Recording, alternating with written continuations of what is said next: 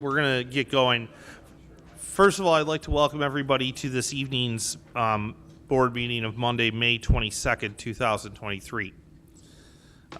We started last meeting in a similar fashion and unfortunately are in the same position this evening of beginning the meeting in memory of one of our town staff members. In this case, Mark Fabiano was an employee of the highway department. In addition to Mark, we lost the senior Chief Askey over the weekend. And so it's in both of those gentlemen's memory that we'll begin this evening. And we'll begin with an invocation by Councilmember Berger. Thank you. I would like to acknowledge that this month is both AAPI Heritage and Jewish Heritage Month. Both groups have substantially contributed to society in many ways, and should be welcomed and appreciated in our country. Unfortunately, hate for both of those groups has gone through the roof, and it's very dangerous. And I know people look at me rather funny, and being Jewish, I've been the brunt of a number of anti-Semitic incidents, even recently. So it's something we all need to be aware of and pay attention to, and we need to celebrate the contributions of the members of these two groups. And with that, please rise for the pledge. I pledge allegiance to the flag of the United States of America and to the republic for which it stands, one nation, under God, indivisible, with liberty and justice for all. First item on the agenda is approval of minutes from Monday, May 8th, 2023. I'll motion to adopt those as they appeared in our agenda. Second. All in favor? Aye. We have a proclamation from Councilmember Sean Lavin this evening. Thank you, Supervisor. Today's proclamation is an Arbor Day proclamation. So whereas in 1872, J. Sterling Morton proposed to the Nebraska Board of Agriculture that a special day be set aside for the planting of trees. And whereas this holiday would be called Arbor Day, was first observed with the planting of more than 1 million trees in Nebraska. And the year 2023 is the 151st anniversary of the holiday, and Arbor Day is now observed throughout the nation and the world. Whereas trees are a renewable resource, giving us wood for homes, fuel for fires, and beautifying our communities. Trees, wherever they are planted, are a source of joy and spiritual renewal. Now, therefore, be it resolved that we, the members of the Town Board and the Town of Amherst, Erie County, New York, do hereby proclaim on June 11th, 2023 as Arbor Day in the Town of Amherst, and urge all citizens to celebrate the 151st anniversary of this important event and support the efforts to protect our trees and woodlands. And lastly, furthermore, the Town of Amherst and the Amherst Tree Board is proud to sponsor a tree giveaway event occurring on June 11th, 2023 at the market at Bassett Park in celebration of this special day. Thank you. Okay, thank you, Councilmember. I inadvertently skipped roll call, so before we get to public hearings, I'm going to ask the town clerk to please read the roll. Supervisor Copa. Here. Deputy Supervisor Buckeye. Here. Councilmember Berger. Here. Councilmember Lavin. Present. And Councilmember Zuccalla. First item on the agenda is Resolution 466, public hearing on the demolition of 88 Smallwood Drive. I'm going to motion to open the public hearing at this time. Second. Second. All in favor? Aye.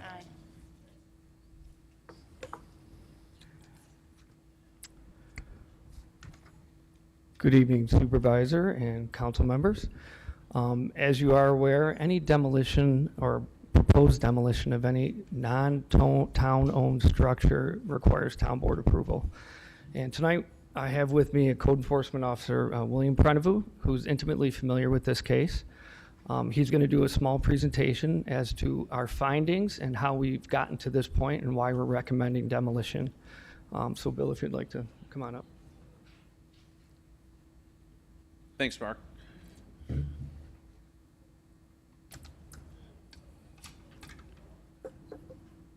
Thank you, Supervisor and council members. I'm going to give you a brief overview of what we've been experienced at 88 Smallwood over the past few years. Give you a little bit of a timeline. We began experiencing property maintenance issues back in 2007 at this property. And during this presentation, I'll show slides of our most recent conditions of the property. Also show you what our town contractor, Pat Deering, and his team have remedied with exterior violations, most recently clearing out the kitchen, the living room of hoard to eliminate the excessive weight on the floor. We've also had to pump out the basement of 4 to 5 feet of water multiple times, emptied the basement of clutter, debris. We also were able to finally locate the floor drain and built a temporary wall to stabilize the multiple broken floor joists. Both the building and the Neighborhood Stabilization Working Committee have been negotiating with the owner to remedy these violations and the unsafe living conditions, but have found no progress except when done by town force. The owner has not demonstrated any capacity to properly secure and maintain the property over the last 3 years. We find this is our last resort in order to protect the neighborhood properties and the neighborhood as a whole. The condition, as we speak, continues to remain unsafe and uninhabitable per code enforcement. The building commissioner, Mark, and town facilities architect statement also requesting supporting approval of a demo. I'll detail some of the key points of her outline. I'm gonna skip ahead here. This is just the property history here, and then I'll come back to some photos. The original construction of this property was back in 1937, and the current owner has owned the property for 45 years, since 1978. The initial property maintenance issues began back in 2007. And these issues, here's just a few of the violations, and some of these had happened multiple occurrences. Yard debris, both front and rear, overgrown weeds, lawn, bushes, unregistered vehicles, gutters found overgrown and in disrepair, high grass, front entrance obstruction. At one point, a large tree fell on the rear of the property and the garage, causing extensive damage, harboring of rodents due to the substantial tree branches, limbs on the ground, gutters falling off the structure, ponding, gushing water from the home, causing ice issues to the sidewalks. We also found bee infestation, extreme hoarding, requiring the town to placard the residents. Back in August of 22, we found major structural damage due to the extensive moisture and mold and the weight of the hoard, in addition to a leaking flat roof. So now I'm going to back up and kind of bring you, so this is 88 Smallwood here. You see the front of the home and the rear of the home. The flat roof I referred to there is in the second photo, which is almost like a four-season sunroom in the back that is wide open and actually leaking water probably as we speak. We had buckets under there and trying to catch the water as we could. Here are the two neighboring homes. You see 82 Smallwood to the left, and you see 94 Smallwood to the right. The 82 Smallwood is relatively close to 88 Smallwood. There is some distance between the next two homes, the next home at 94. This here I wanted to show you, this is an example of the kitchen before and after. What I had to have done was Pat Deering, there was extensive mold in this house, and we had it tested. It was some of the most toxic and highest numbers that the testers had ever seen. It was black mold, and they found most of it coming from the basement into the kitchen, into the cabinetry of the kitchen. So the slide on the left is the kitchen. Before we cleared out the kitchen, we then cleared out the kitchen on the right photo there, although it was determined that all the cupboards, the sink, everything would have to go. It was completely infested in mold still. This is the living room. Again, this is the front room that we cleared out only because we were trying to help save the structure. We thought that by removing some of the weight on this room, it would help alleviate those broken joists underneath it.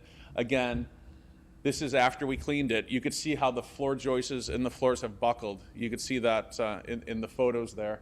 And again, we only cleaned out those 2 rooms of the home.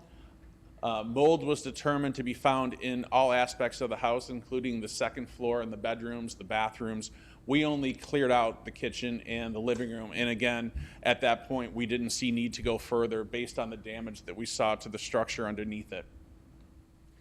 Here's a picture of the basement. You could see the water compromising the stairs. This is just one of the 4 times that we pumped out the basement there. It was raw sewage in there with extensive water. You can see here, this is after we pumped the basement. That's actually a dryer that was floating in the basement. That's how much water was in the basement. Here's the basement after we cleared the basement out. You could still see, although we cleared the basement out and we removed the water, found the floor drain, and uncovered the stairs, there's still mold to be found on the stairs, which would clearly have needed to have been replaced. Here's an example of the broken floor joists underneath that living room space. There's some there. You can see on the right photo here that part of that floor is literally sitting on top of the furnace. The furnace is the only thing holding that up. This is that sunroom, that flat roof that I was speaking to. There it is from the exterior, and then the interior, which again, we did not touch that room, so that room remains like that as we speak.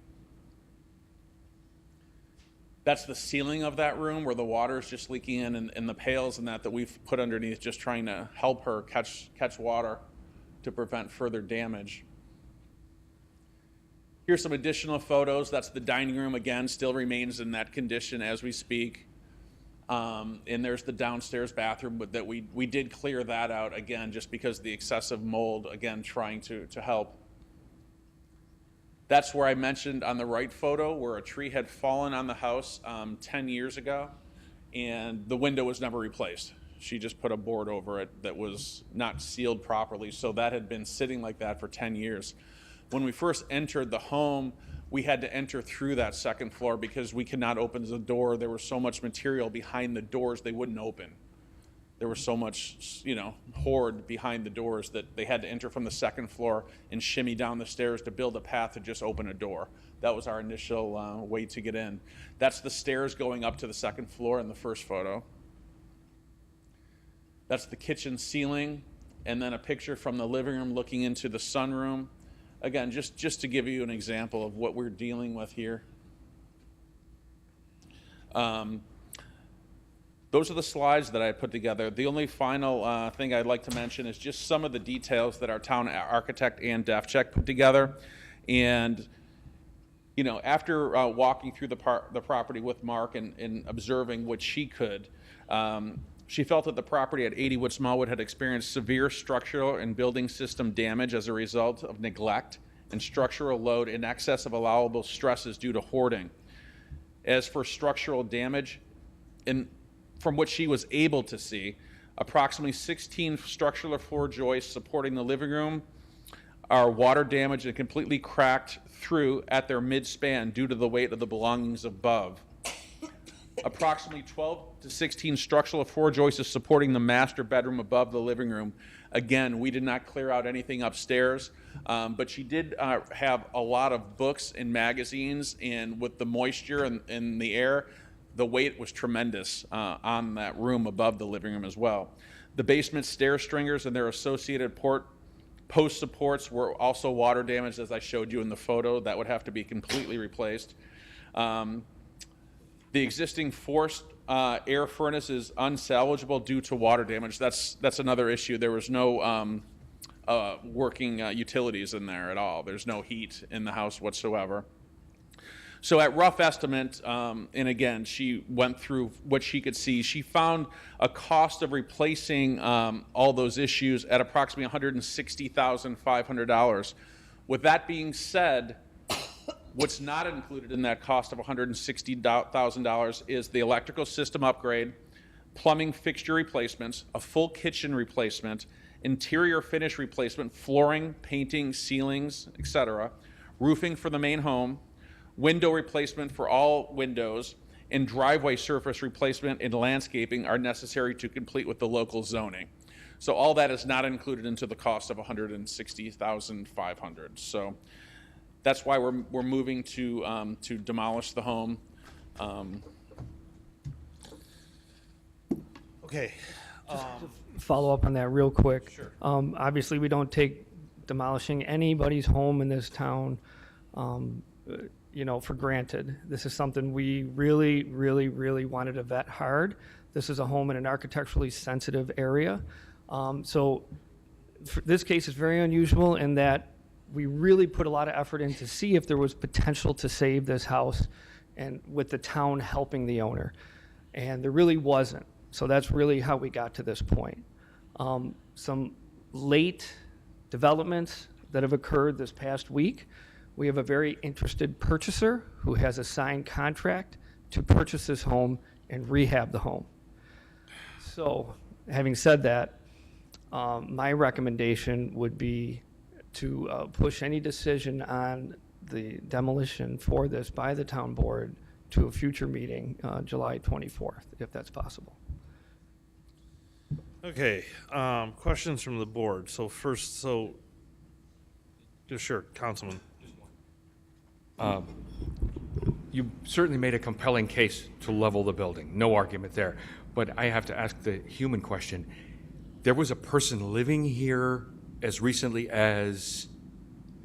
No. There's been nobody. Okay, okay, Not resided in the home since probably 2013. good, okay, okay.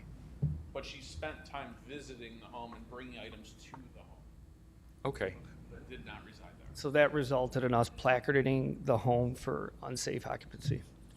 Okay, so you're talking about a potential purchase and rehab, Correct. even though we're making the case that rehab's unlikely. It's not unlikely. It's possible if you are willing to spend the money and purchase at the right price. The individual who we engaged with has a lot of experience with these in the city. I believe the last one he did in the town was on Briarhurst, Is this person 211. here today? He's in Florida. He could not make this meeting. He will be returning to the area on Thursday, and he may be watching the meeting live. I provided him the link for that. And he did provide us a signed contract today that I shared with the town attorney. Okay, so I have a question. The date of July 24th, where did that specific day come from? Is that due to some So- financing? No, I met actually with the town attorney earlier today, and the town attorney had recommended, because it takes a certain amount of time to close on a home, he entered this agreement on May 19th and was looking to close on June 2nd, which we feel is unrealistic. So we wanted to give him enough time to close on the property, and we were going to provide an agreement for him to sign with a timeline of a permit, for acquiring permits to satisfy us, so we feel we're in a good spot and we don't have to go through this again. Are the taxes current on the property? Yes, they are. Utilities are current on the property or There off? are no utilities. Yes, There is electrical connected to the home. but it's not on. So, okay. Well, is there anybody here wishing to speak on the subject matter this evening? Sean has a, Councilman? Oh, sorry. Well, go ahead. Hi, Jess Clack, 79 Through Hoff. I live in Snyder. I've followed this home pretty closely. If there is somebody that is willing to buy it and pay for it and do this work, it should absolutely be considered. If somebody signed the contract for it, absolutely. Given the neighborhood, given the historical context, I mean, I know it looks awful, but there have been worse things saved. The dilemma that I have and the town board has is whether or not presents an obvious threat to neighbors and life safety. No, it's been that way for years. Like, I mean, I've walked that neighborhood daily for the past 10 years. It's been that way forever. There was a car in the driveway that had a penis carved into it. Like, people know it's there. Like, nobody's surprised by it. Nobody's trying to enter it. I'm sure it's sealed up now. It is. Yeah, I mean, I don't think it's no different than when it was 10 years ago. All right, thank you. Thank you. Mark?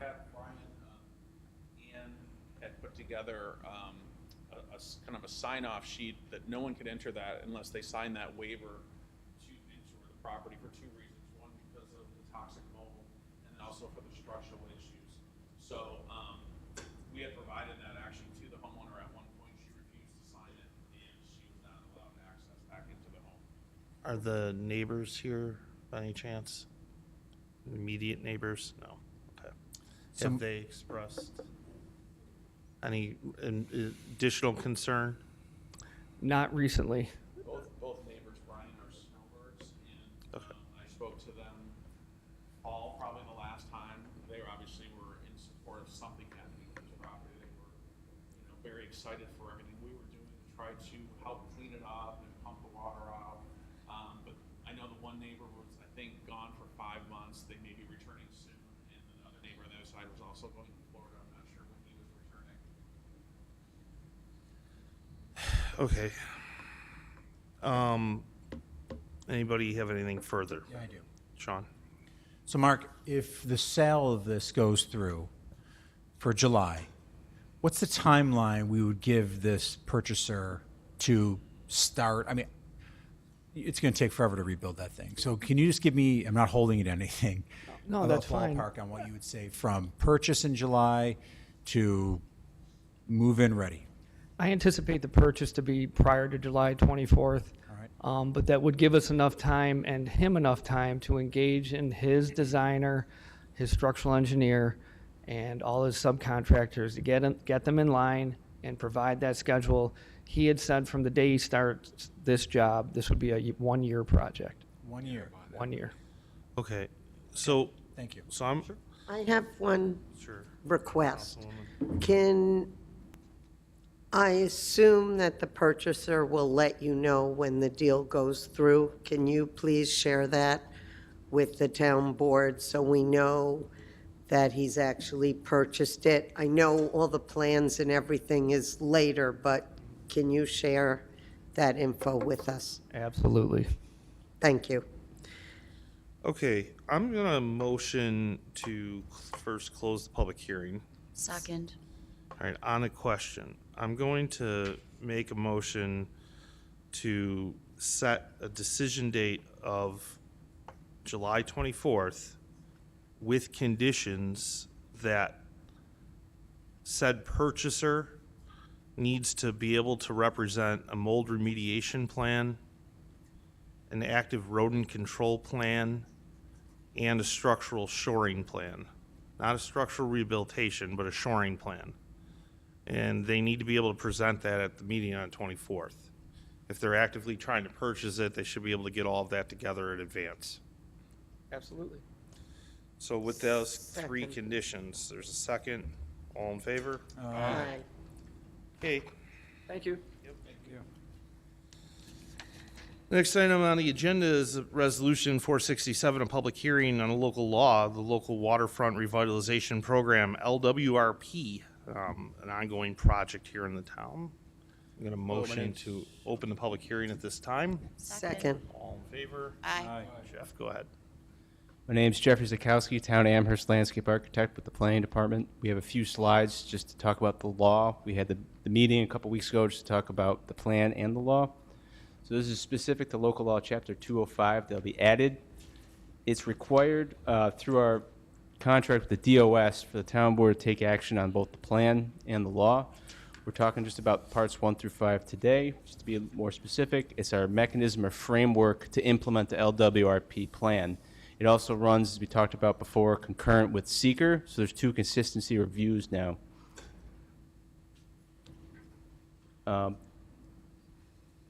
Within the waterfront revitalization area, which is known as the WRA, the individuals will have to fill out a new waterfront assessment form, a WAF. So you have the WRA, a WAF, Local Waterfront Revitalization Programs, LWRP, Seeker, State Environmental Quality Review Law.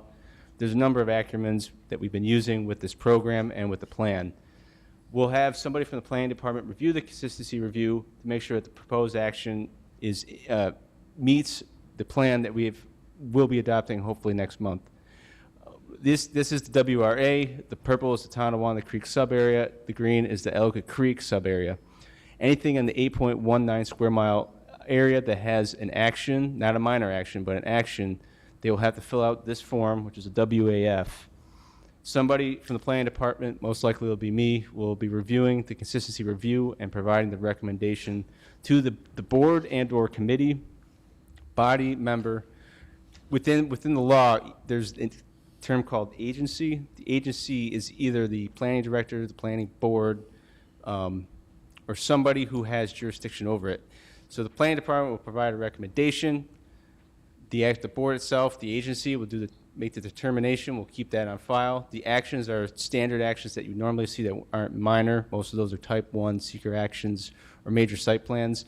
Minor site plans will go through the planning director. They'll not only will they approve the plan, but they'll mark it as consistent and determine it's consistent with the LWRP. That's parts 1 and 2. Part 3 is the management and coordination, which will be through the planning department. We'll have the applicant fill out the WAF, and then we'll take care of it from there through part 8. We'll review the actions. First, we'll determine that the action is following the policies of the LWRP, and then we'll make a recommendation to the right agency. Part 5 is the enforcement, which is the building commissioner who's already enforcing the existing laws that we have in town, and he'll be enforcing this law if someone takes action within the boundary without notifying us prior. This is just the flow chart. The applicant will fill out the WAF. It'll go through the system. If it's a minor action, then it's done. They don't have to do any more. If it's a major action, then they have to go through. The planning department will provide a review to the planning board or the planning director. If it's not consistent, the planning board or the planning director will ask the applicant to submit a revised site plan or a revised proposed action and go through the process again. And I just want to state, single-family homes are exempt from this law, majority of them. If they trigger a building permit, which triggers a minor site plan, we can work with the applicants.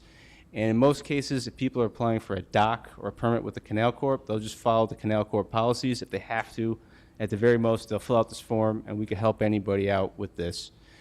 The town is in a good state because we have a very extensive review process as it is. So all we're doing is just adding an extra step to it with this consistency review law. And with that, if there's any questions, just let me know.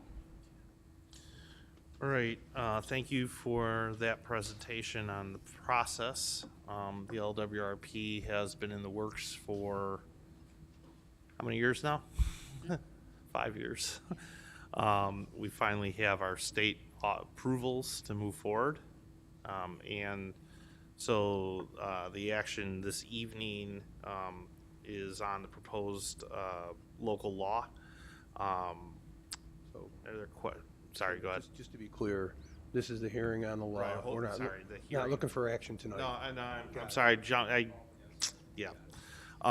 So first opportunity for the board to ask questions. Process-wise, I know saw this subject to a work session recently, but are there further questions from the board? No, not yet. All right. Okay. Questions from the audience or comments from the audience on the local law? Again, no action this evening pending. I was going to say.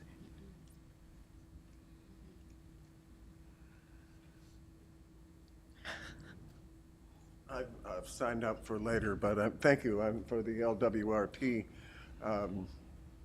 That the local waterfront revitalization plan, it's interesting that the village of Williamsville, the walkable village of Williamsville, Deputy Mayor Dan Delano passed a resolution, an FYI and an MOU for the LWRP with the town of Amherst.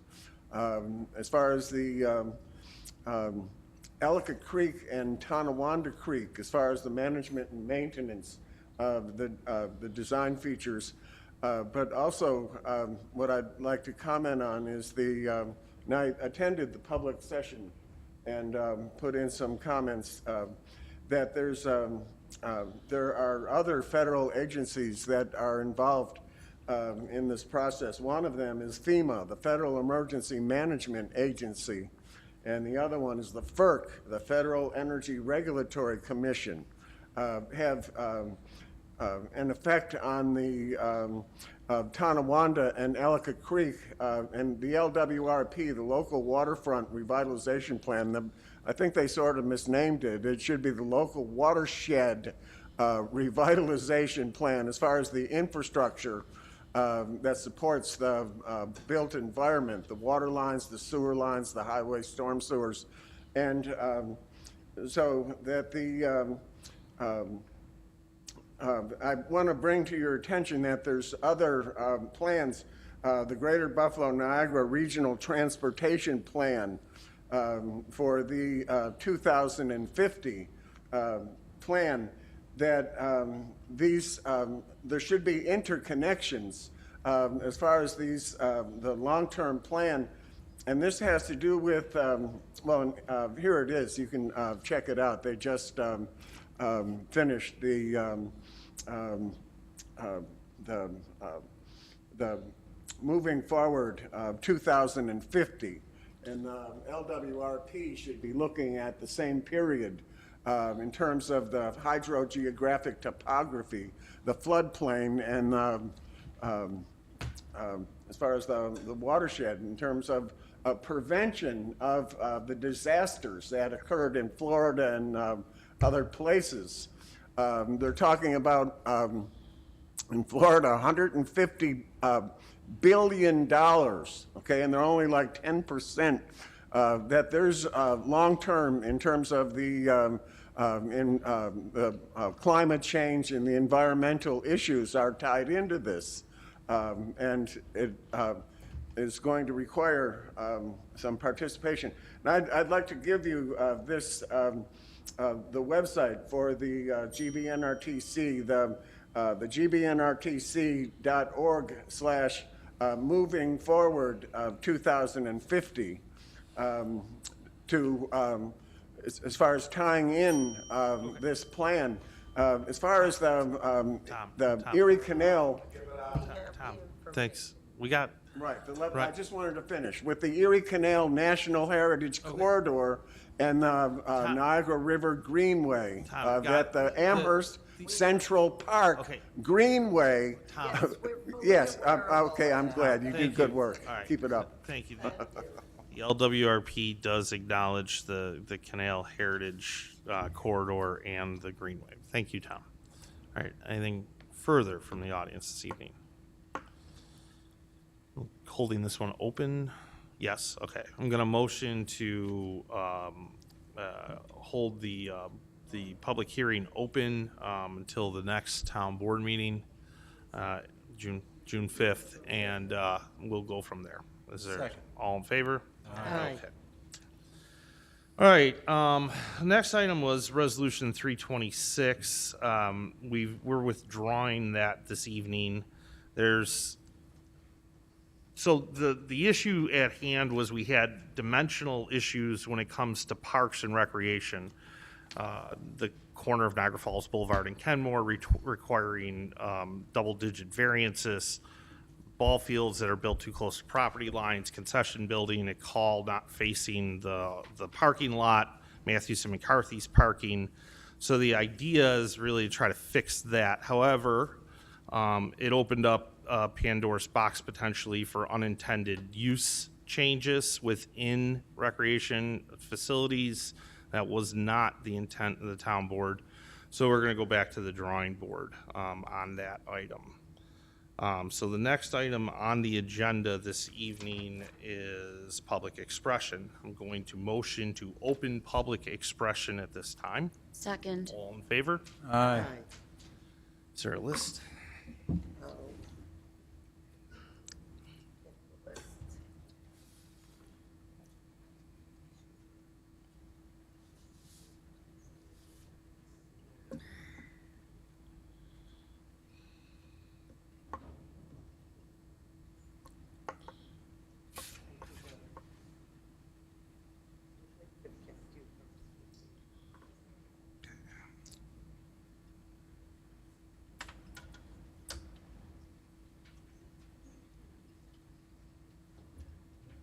put my name down. Yeah, he's the first one on the list. You can just All right. sign.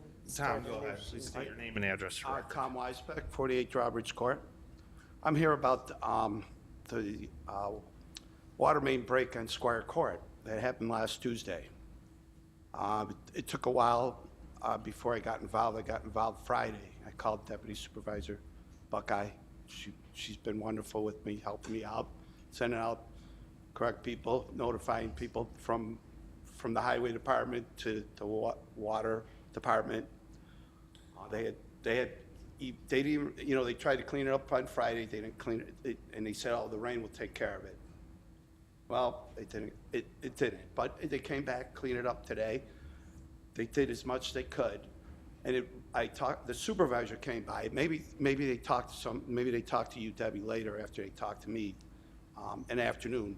He was coming to look at it, and I told him, well, you know, the water department came by Friday. They were the last people I talked to, and they said it's not their responsibility to clean up the dirt from the mess of the water break.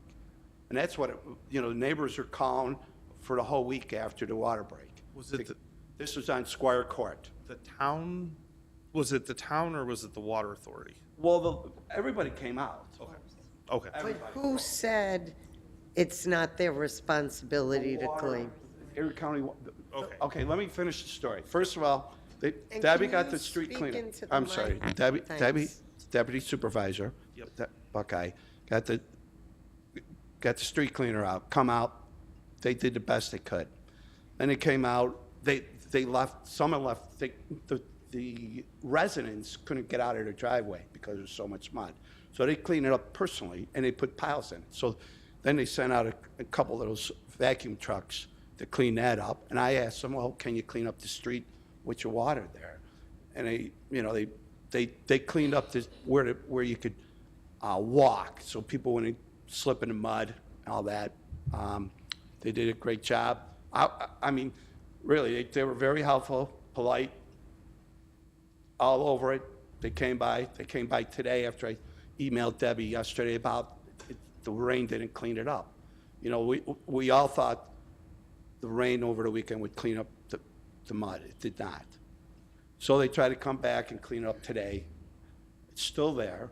And Friday, when I talked to the water department, they were the last people there, they said, well, we don't clean this up. That's not our responsibility. But about 4 years ago, there was a water main break on Wyatt. And they cleaned it up. It was mud all over the place. Wyatt's a more thoroughfare. This Squire Court is just a court. So I don't know where it is now, but there was a supervisor from the town highway department. I forget his name. I'm sorry I didn't write it down. He was out there. I don't know what happened after that. So what I'm asking, if the town could do, talk to the town, Erie County Water Authority, ask them to clean it up. They need to literally come in there and spray the street down. That's what should be done. Spray it into the sewer, then have the sewer department come by, clean the sewer. So there's no backflow from, if we get some heavy rains, there will be no problems with the sewers then. But like I said, on Friday, the water department came late, and they said, we don't clean up like this.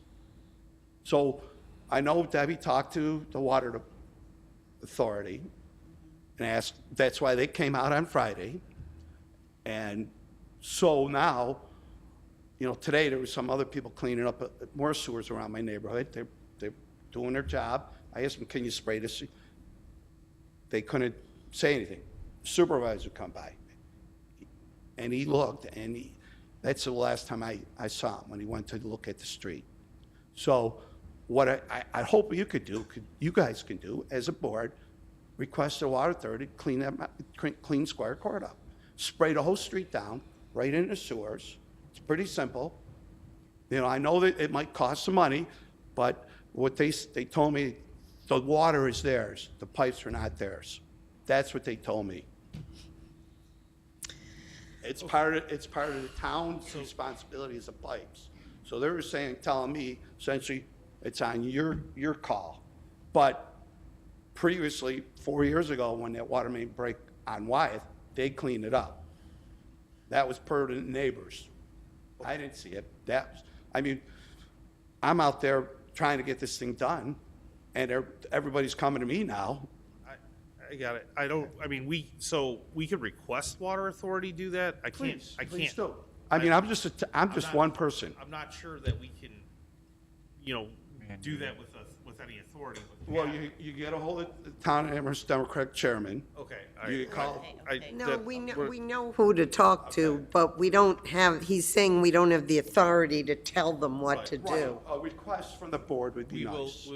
we'll request. That's what I'm guessing. asking. I'm not asking to got it. tell you to do, you know. But we'd like to have the highway superintendent Yeah, I was would gonna- like to, Thank you very much for coming out, really, I Just appreciate it. explain something real quick here. Yeah, just to clarify, okay? The town has an agreement, we actually pay the water authority to fix the water breaks. We own a majority of the lines in town. Speaking with Jeff Bellicose over a number of years, if a sidewalk is broken, a driveway apron, the water authority comes out and fixes it. The cleanup, okay, normally, if it's in the road, it's shoved off to the town highway department, okay? We're the responsible agency that can do this.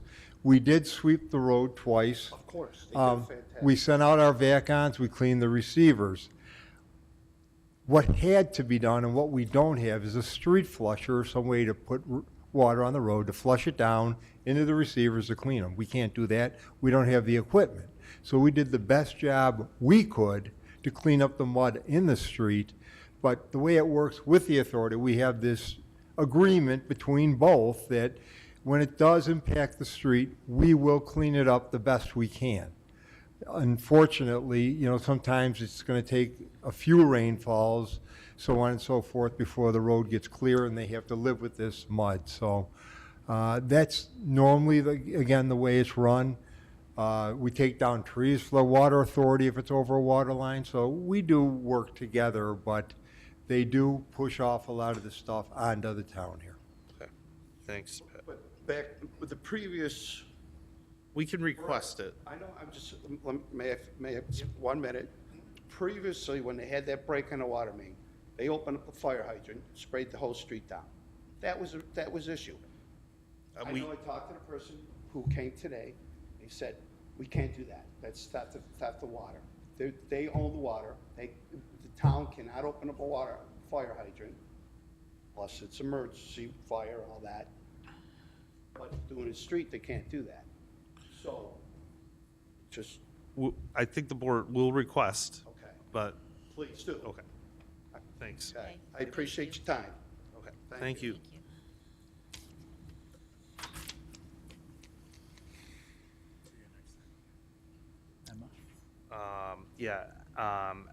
Emma Gagliano.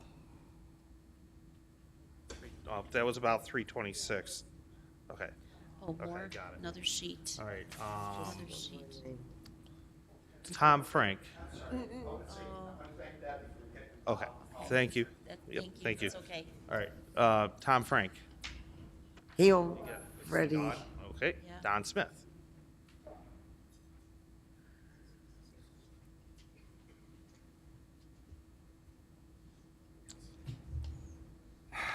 Good evening, town board members. My name is Don Smith, North Long. I'd like to thank the supervisor and the town board, especially the deputy supervisor, for helping pull or withdraw the third public hearing from this agenda. I think it was the only rational thing to do, given the misunderstandings apparently from what the supervisor has said. Unfortunately, I was only able to see the online video on the town YouTube channel where I watched the planning board meeting of 4/20/2023. And I'm sort of trying to figure something out here.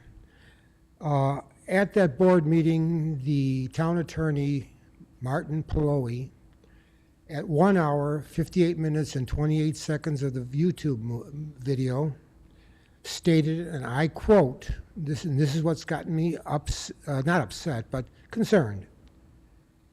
Timing for this local law is important because of large-scale projects that are to be driven by the town, particularly Amherst Central Park with the closing of Westwood last week.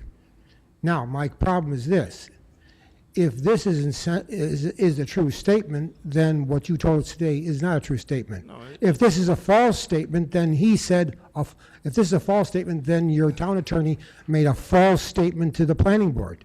If your town attorney makes false statements to the planning board, how can we respect that he won't make a false statement to the planning board in the future?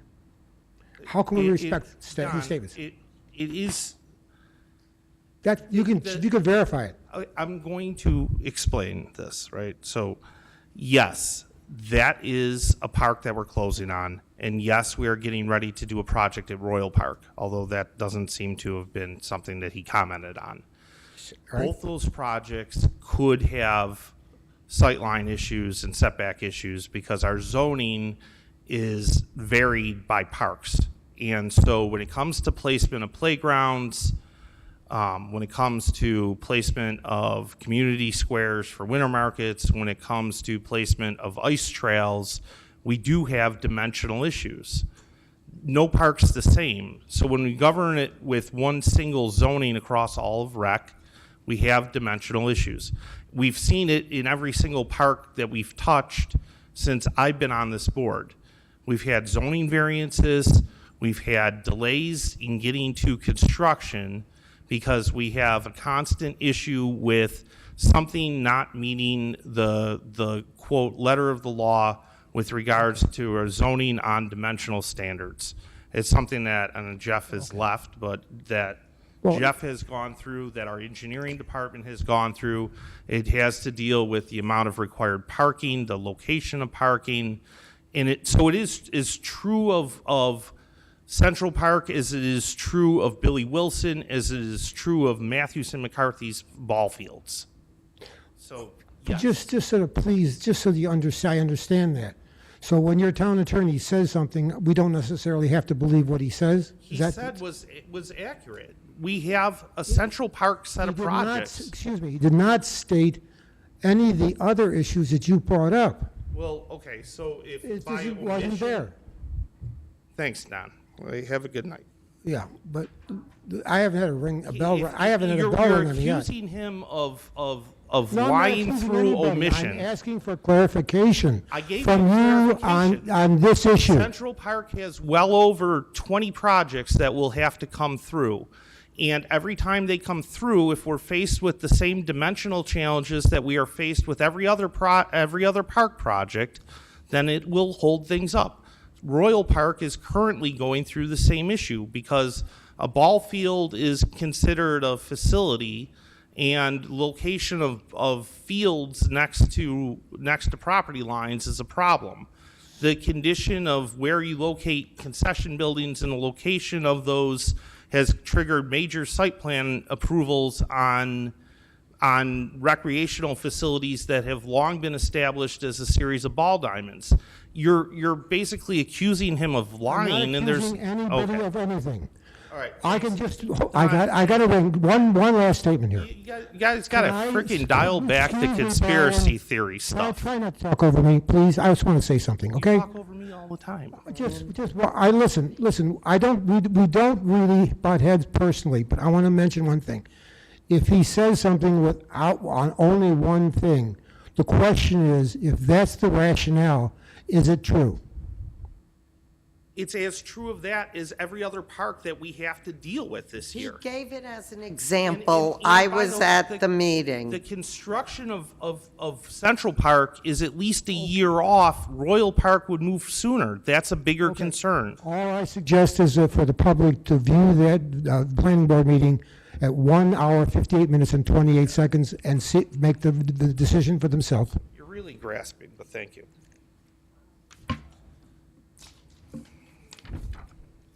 Sam Smith. And then Judy Ferraro signed up.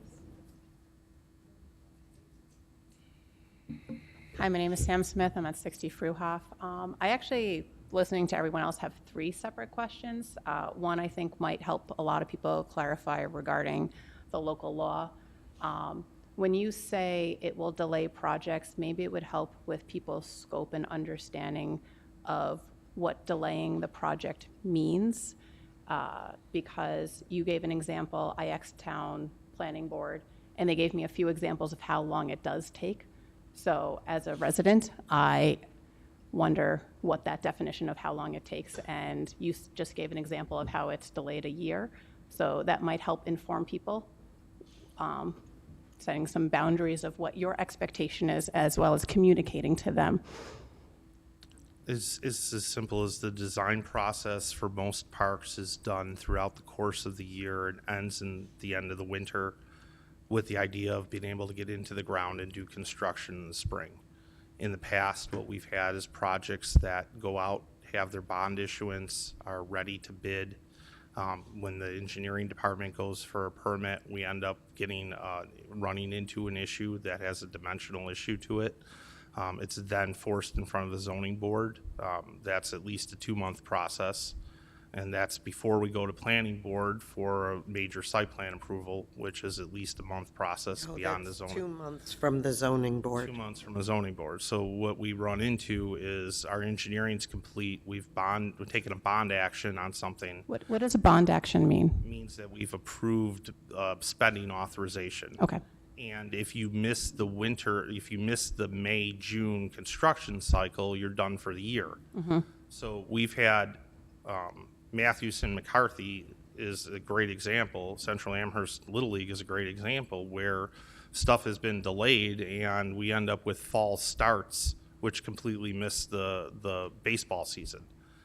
We had another one of those at Amherst girls softball, which delayed a start. We missed an entire ball season. The reality is when we're in a tight window to do design, we have to pass a bond authorization in January. So if we decide we're going to put in a playground, if we decide we're going to build a backstop, if we decide we're going to build a concession building, we have to authorize that spending in January. That means the designers have from January until April roughly to finish an entire design. If we finish that design, we've got a 1-month bidding process for town for construction. And then that bidding process has to run parallel to a permitting process. And if our permitting process takes us all the way into July, we don't have a planning board meeting. So now we're into August. If we run into August, we're not starting that construction all the way until the next year. So really, it's delayed like 3 to 4 months, but because of our climate, it's delayed a year. Yes. Okay.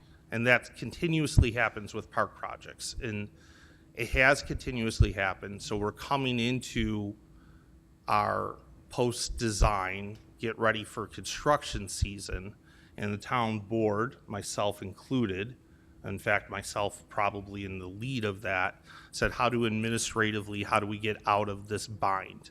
Because we have good aspirations about building playgrounds, about building ball fields, about building concession buildings, but we're constantly either starting in the fall or we're starting the next spring.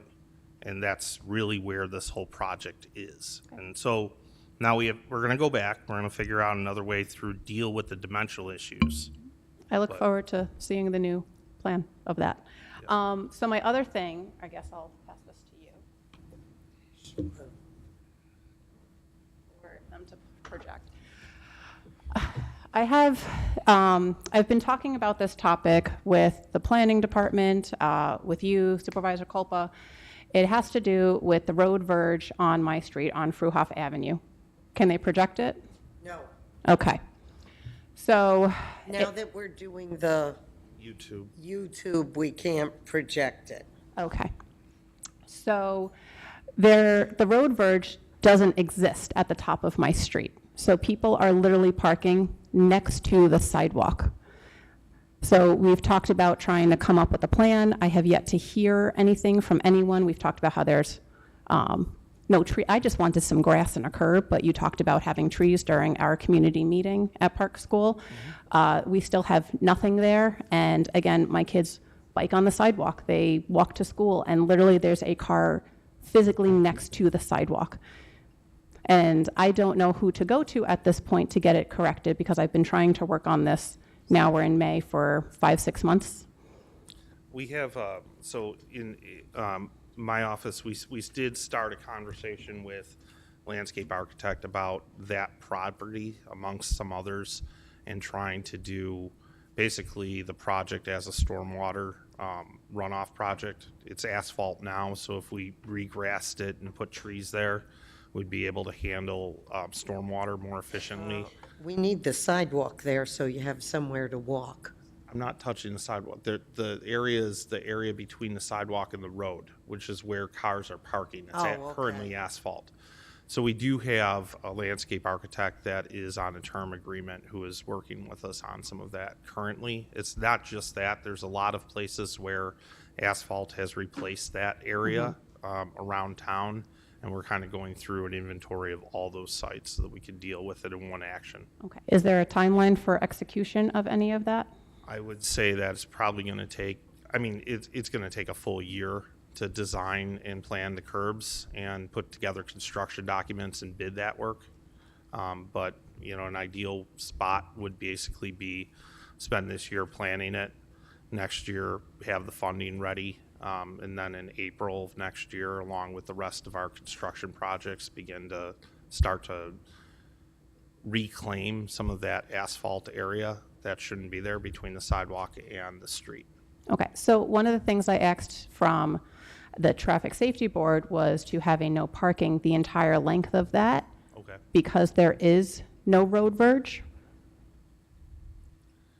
I don't know where traffic and safety is with that request. They told me that it was not their jurisdiction anymore, and that because it was going through planning, because I was talking to Jessica O'Neill about it, and it was supposed to be a comprehensive plan for Fruhoff and Chateau Terrace regarding those issues on those streets. We are doing that, It was but they removed. should still be able to deal with a no parking request. So I don't know why the two have been connected. So it was removed from their docket.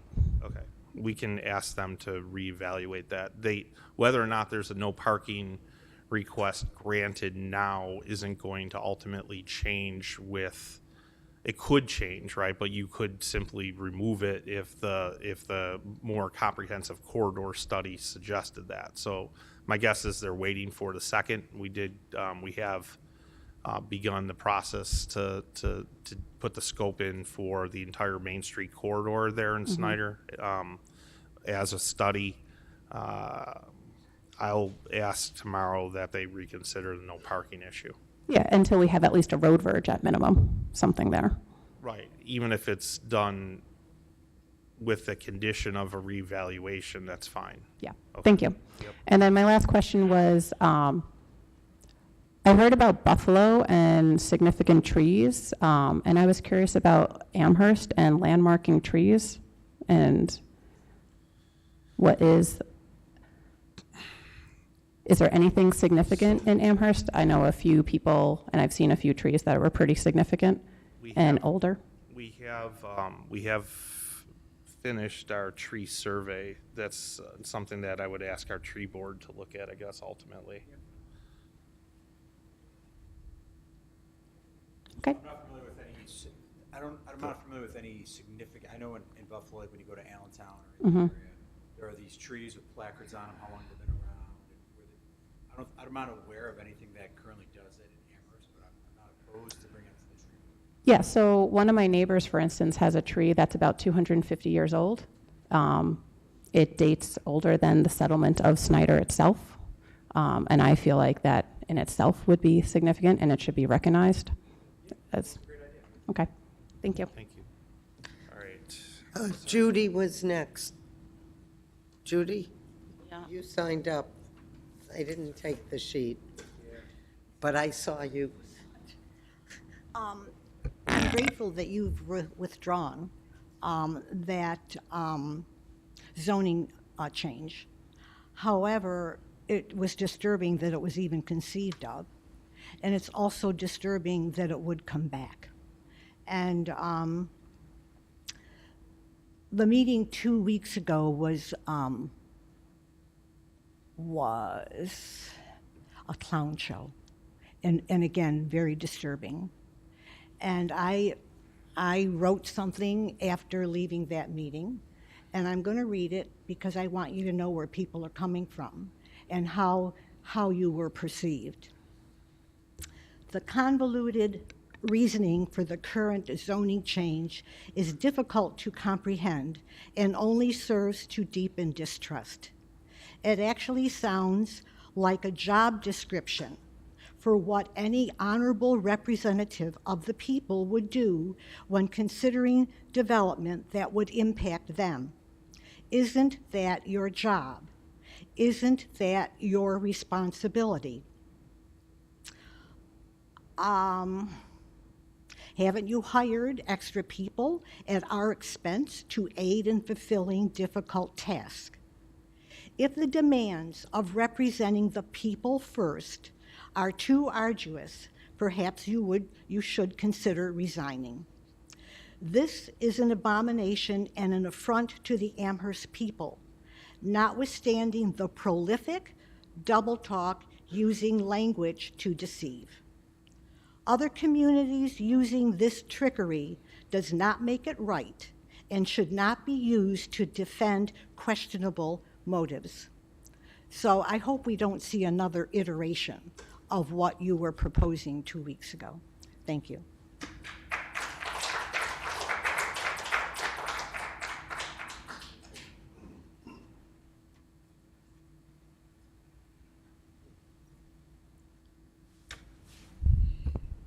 Hello, I'm Jerry O'Connor. I'm at 27 Chateau South. I just have a couple of questions.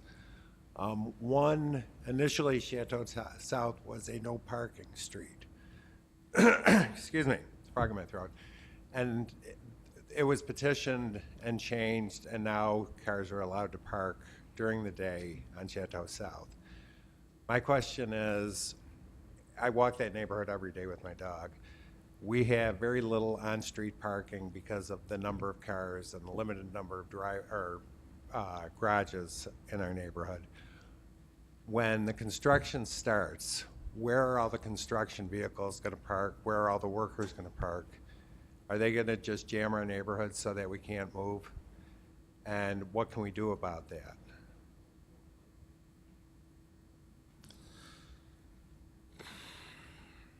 I don't know offhand. Again, That's the problem. Nobody seems to know all of the things that are going to impact our neighborhood.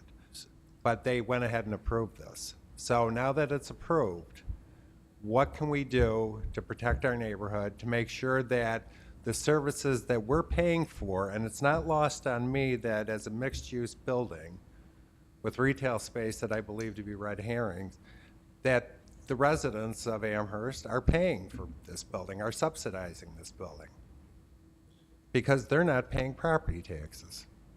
Wait, what? In a of course mixed-use they're building, they have a tax break. No, they don't have a tax break.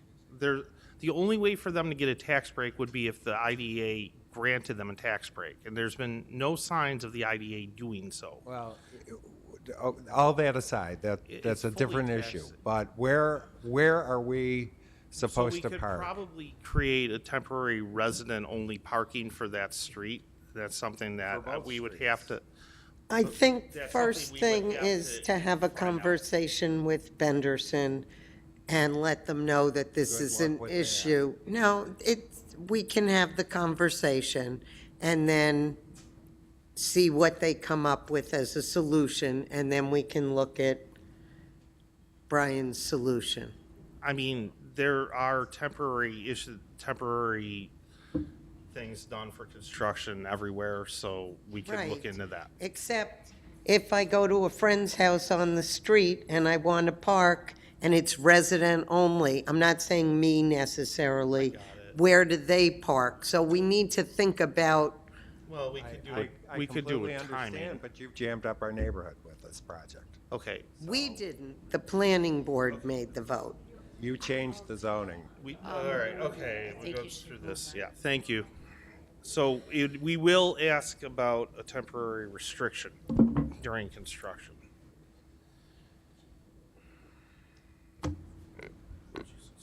I didn't plan to speak, but I'm going to anyway. Jane Cox, Harlem Road. Thank you for not taking action on the proposed local law. There was, I think, 18 people at the last meeting that did speak against it. I hope you will go back and listen to their comments.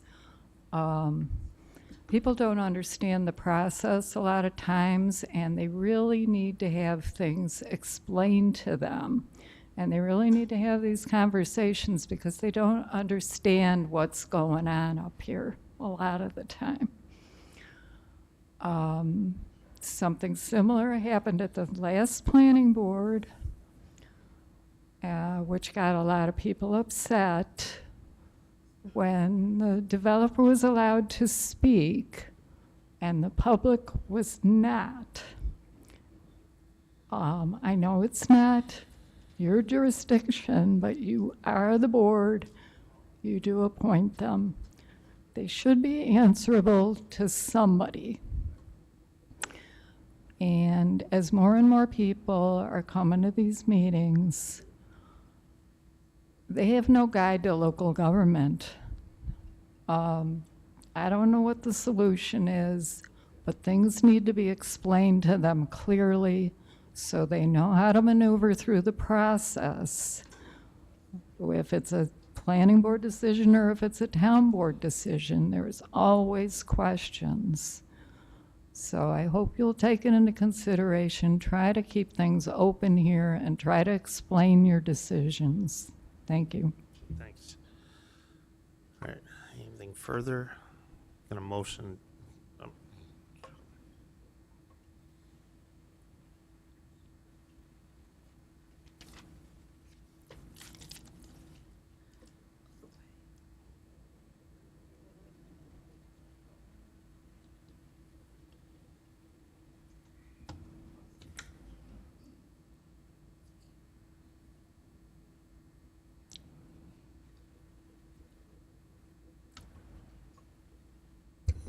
Hello, good evening. Shelley Schratz, Kensington, 1952 Kensington. I received something today, and I want to share it with you. And I want to comment a little bit about the planning board meeting. And I will say this. I don't know what can happen with the planning board meeting, but I sat there and I listened very closely. And one thing that I heard very clearly from one of the planning board members is that this parcel is way too big. It doesn't belong in this project, but I must vote for it. That sends a very strong message to the people, and you were here for that, Jackie, and when she said that, a lot of people rolled their eyes. There was a time when some of the board members were actually conversing about we should maybe table this. The chairman of the board could not get a second on any one of the resolutions pertaining a movement at all, where to one point the assistant, or Dale Giuliani sitting next to him, he brought it forward so the chairman could second it. So when you have people sitting in the audience, that is not transparency on your behalf or anybody else's behalf, because at the end of the day, it comes back to the board. So that's that. I just thought you might want to know that. I got this from Hamburg, and apparently there's a project. I don't know if you're aware of it. I'm not aware of it, but I think it's interesting to hear. Apparently, Benderson has sent a letter to some of the residents in the community about a proposed Benderson development. And I can't see with progressive lenses, so you'll have to bear with me. I will try. Anyway, the letter is being sent to you to know about a development project. This is, anybody have a magnifying glass? This is so tiny. Proposed by Benderson. Do you have good eyesight, somebody? Yes, you can. Come. Because I can't do it. This is important to hear because this is Hamburg and now we're Amherst, okay? And I think you want to hear it. I don't know if it means anything, but it might. Would you like I want you to read this. I'm having the same problem you are, but I'll do my best. Oh, yes, I would love to. You would. Just hand it to me, Shelley. Okay, that's fine. Okay, so it's a letter dated May 16, 2023. Word for word now, Brian, okay? Application for site plan approval and special use permit, proposed warehouse facility, address 5220 Camp Road. Dear property owner or resident, this letter is being sent to you to let you know about a development proposal for a Benderson Development Company LLC proposed to be located at 5220 Camp Road, and to invite you to a neighborhood information meeting where you can learn about the proposed project and ask questions of the applicant. An aerial photograph of the property is attached to this letter, showing the property owned by Benderson Development, highlighted in yellow. Benderson is proposed to construct an 802,254 square foot building warehouse, a 5-building warehouse park. The proposed project will have 2 access points, signalized access on the Camp Road and an access on the Commerce Boulevard. We welcome and encourage your participation, as input is an important part of the development review process. Please join us for a neighborhood meeting to discuss the proposal on Wednesday, May 31st, 2023 at 6 p.m. The meeting will be held at Michael's Banquet Catering, 4885 Southwestern Boulevard, Hamburg, New York, 14075. The meeting is an opportunity for you to provide input on the project and to have your questions answered directly by the applicant. You will be able to review the site plan as well as the proposed building design at the meeting. If you're unable to attend the meeting, please contact James Baglioli. I won't read the phone number. We look forward to seeing you at the meeting. So when I got that, and I heard about it, it goes back to what the residents have been saying all along. They are not against the Benderson project, okay? They are not. And I know it's gone from place to place to place. But they were not brought to the table in the beginning like this. And listen, and he invited them, please come and see, we want your opinion. We did that at Harlem, Kensington, and that's why it was successful. That's number one. Number two, what happened at that planning board, I believe the planning board someone should rescind their vote and start this over and have the people, not start the whole process over, but they had questions. They were saying, oh, there's still a lot of questions. None of you were here. I'm not saying you had to be, okay? Jackie, you were there, okay? All I'm saying is this project on Main Street is a big project, and there isn't a lot of parking, and it is a safety issue. Okay? And if I'm in the restaurant business, and I wanted to say that the planning board, but I couldn't. Now, my business is tanked thanks to COVID, but okay. But at the end of the day, when you have all that construction, when they did Kensington and the intersection and all that, I had no way in and out of my business. My business was horrified. McDonald's, all of us, but we knew it was for the betterment of our community and safety. This is for, you're going to do a project, and there will be no parking. You're kidding yourselves. It will be safety issues. And I wasn't going to bring this up, Brian. I know, I'm not Tom, but I'll make it fast. But at the end of the day, I'm asking you, I know it can be done, because I know when the gatehouse came up years ago, I voted in favor of something. And then I had to rescind my vote, because when the historic preservation came forward and other information came forward, I had to go to the town attorney. I said, I don't feel right. He said, rescind your vote and we'll have to start over. It didn't take a long time, but what it did do is it made it work. And I believe that the Benderson project can still work, but there are things that need to be discussed. And that planning board, please watch it. Watch it. To me, it was a joke. And it was a joke when Bob Gilmore got up and went over and said something to the lady at the end, and she said, no, I'm not doing it. She said, no, I'm not doing it, and he walked out the door. And then he couldn't get seconds. My point is, transparency is important, and it comes back to you guys. You are the town board. You are the elected ones. Let them respect you for what you do. What they do is up to them, but please show it. Thank you.